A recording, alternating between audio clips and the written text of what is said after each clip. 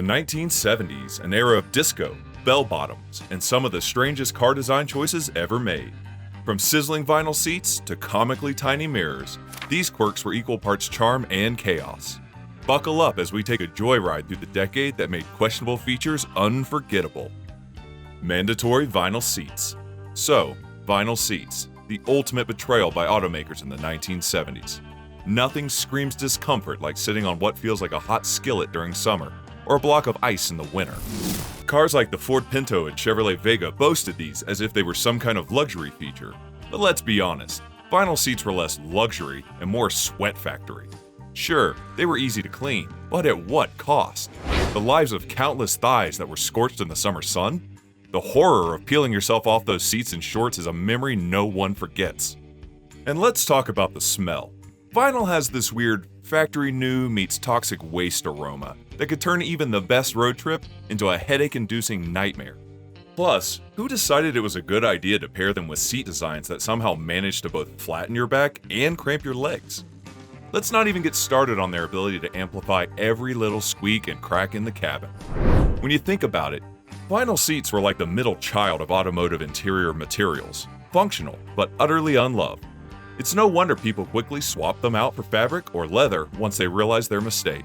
To this day, vintage car enthusiasts still slap on seat covers before daring to sit on those vinyl monstrosities. Tiny side mirrors. Alright, side mirrors in the 1970s were so small they might as well have been made for ants. Cars like the AMC Gremlin and Volkswagen Beetle featured side mirrors barely big enough to reflect a clear view of the driver's own face, let alone the traffic behind them. These miniature excuses for mirrors turned changing lanes into a game of Russian roulette, where you just had to hope no one was in your blind spot. The logic behind tiny side mirrors was baffling. Did automakers think drivers didn't really need to see behind them? Or maybe they assumed everyone was driving slow enough to not care. Either way, these mirrors required so much squinting and head tilting that by the time you figured out what was behind you, it was probably already in front of you.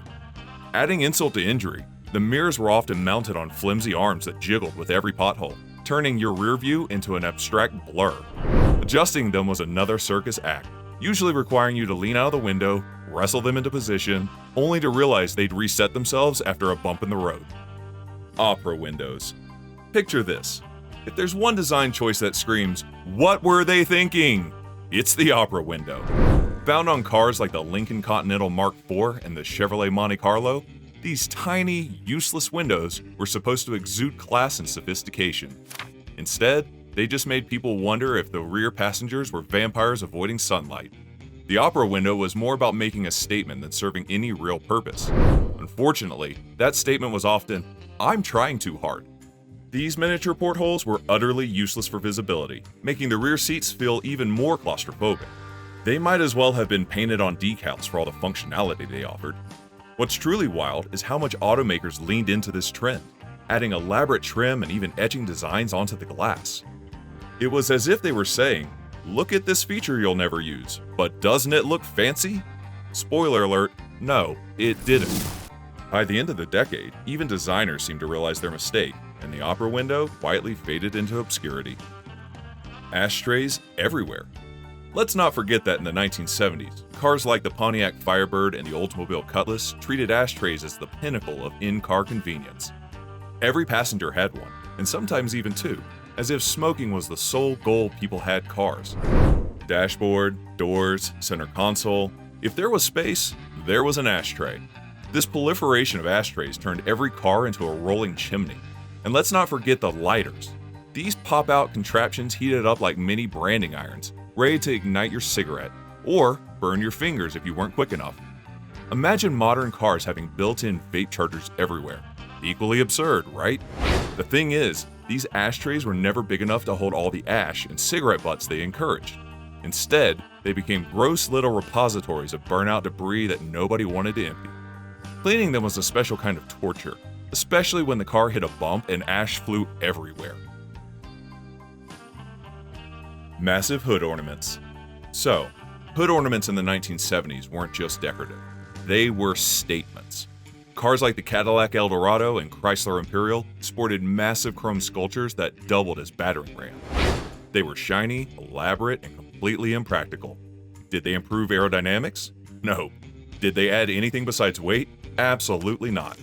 These ornaments were also magnets for trouble. They attracted thieves like moths to a flame, and if you parked on a busy street, there was a good chance you'd return to find your precious emblem snapped off. And let's not ignore their unfortunate role in pedestrian safety. Getting hit by a car is bad enough without being speared by a gleaming metal eagle.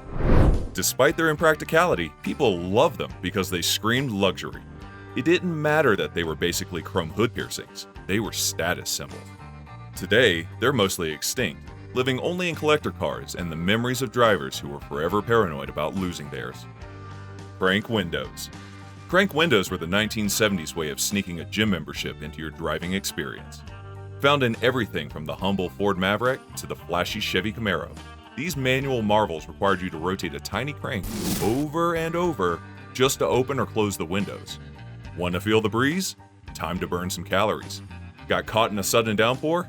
Better crank like your life depends on it. What made crank windows even more frustrating was their inconsistency. Some cranks felt smooth, while others fought you every step of the way, requiring Hulk-level strength to move. And heaven forbid you needed to open the passenger side window while driving. You'd have to lean across the seat like a contortionist, all while trying not to crash. The cherry on top? These flimsy plastic knobs on the cranks.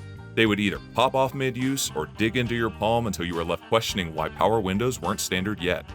Today, crank windows are so obsolete they're practically quaint, but back then, they were just one more reminder that convenience came with a price.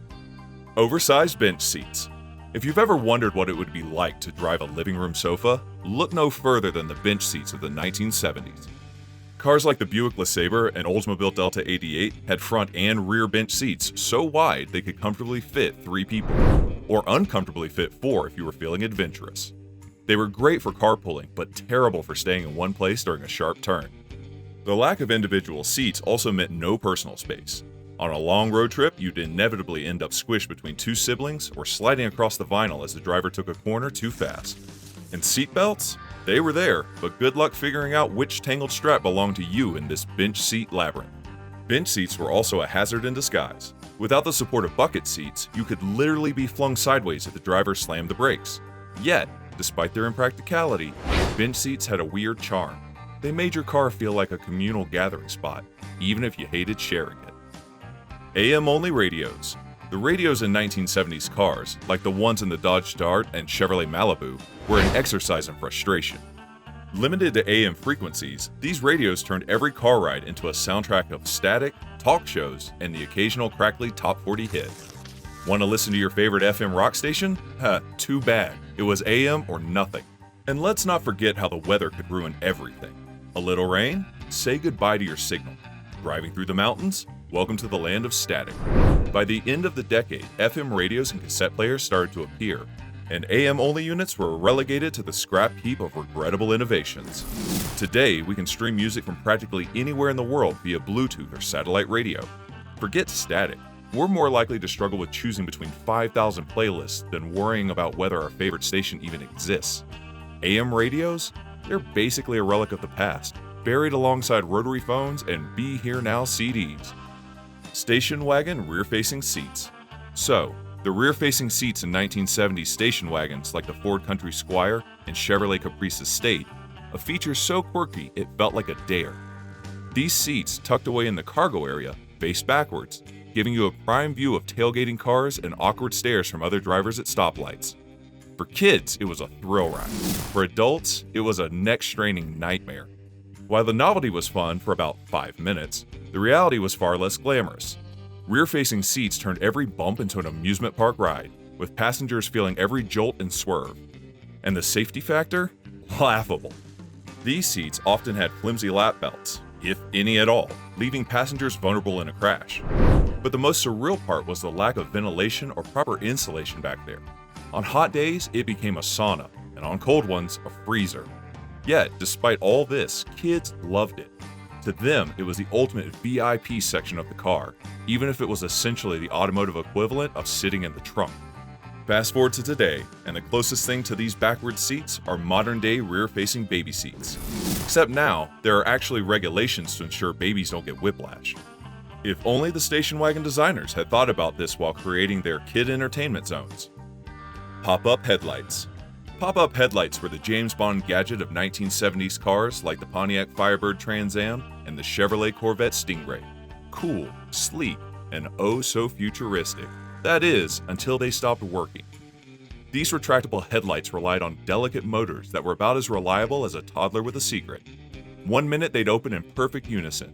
The next, one would stay stuck, giving your car a permanently winking expression. Despite their flaws, pop-up headlights had an undeniable charm. They gave cars a personality, making them look sleek when down and slightly mischievous when up. But as regulations and practicality caught up, these quirky features were left in the past, where they remain fondly remembered by enthusiasts and hated by mechanics. In today's world, headlights stay neatly integrated into the vehicle's design, glowing brightly whenever you need them. There's no magic, no mystery, just pure functionality. Who needs pop-up headlights when you can have LED lighting that doesn't look like a toddler's? The 70s were fun, but the vision was often clouded by questionable features like these.